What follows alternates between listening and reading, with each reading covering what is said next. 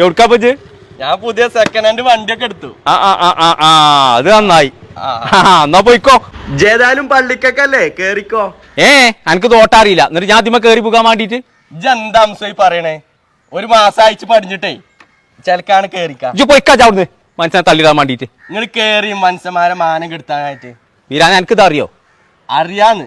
Licence ഒക്കെ ഉണ്ടേ. ആയിക്കോട്ടെ. ഞാൻ അപ്പൊ തന്നെ പറഞ്ഞാണ് എനിക്ക് അറിയില്ല ഇത് കണ്ടോണ്ടാണ്. പൊന്നാര അംസോ, ഇമ്മാതിരി കേരളാണെങ്കിൽ എത്ര അറിഞ്ഞിട്ടും കാര്യല്ല. എന്നിട്ട് എന്തൊക്കെയുണ്ട്? കുട്ടികൾക്കും മക്കൾക്കൊക്കെ സുഖം തന്നെയല്ലേ? പരമ സുഖാണ്. അന്നോട് പറയാനിടോ, ആ സുലൈഖാന്റെ മകളുണ്ടല്ലോ, മിഞ്ഞാന്ന് ഓളെ പെരിയിലാക്ക മറ്റേ ചെങ്ങായി കേറി അറിഞ്ഞില്ലേ? അത് സത്യാണ്. അന്റെ മൂത്തൊരു മകളുണ്ടായിരുന്നില്ലേ കാര്യം തീർത്ത് സുൽഫത്ത്? അതിന്റെ മകളെ കെട്ടിച്ചാനായിരുന്നല്ലോ. അതിനിപ്പോ കജ്ജൊടുക്കാനിപ്പോ എന്തായാലും വാപ്പ വരണമെന്നാണല്ലോ നമ്മളെ നിയമത്തില്. എന്താ ഇപ്പൊ കണ്ടിക്കണ്? അതിന്റെ കൂട്ടൊന്ന് പറയാക്ക നല്ലത്. അത് കൊറേ പറയാണ്ട്. വാ.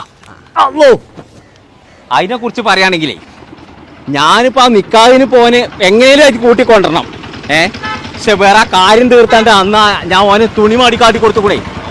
അതിപ്പോ എന്താ ഇപ്പൊ കാട്ടാന്ന് ആലോചിച്ചുകൊണ്ട് നിൽക്കുകയാണ്. അതിനിപ്പോ എന്താ ഒരു ബജ്ജും ചെയ്യലും ആലോചിച്ചുകൊണ്ട് ഒരു കുർത്തല്ല. അത് അന്നത്തെ ആ ബേജാറിൽ ഞാൻ ഇടാൻ മറന്നുപോയി. അച്ഛടാ, വേറെ എന്തേലും ആണെങ്കിൽ നമുക്ക് ഒരു ബജ്ജും ചെയ്യലും ആക്കായിരുന്നു.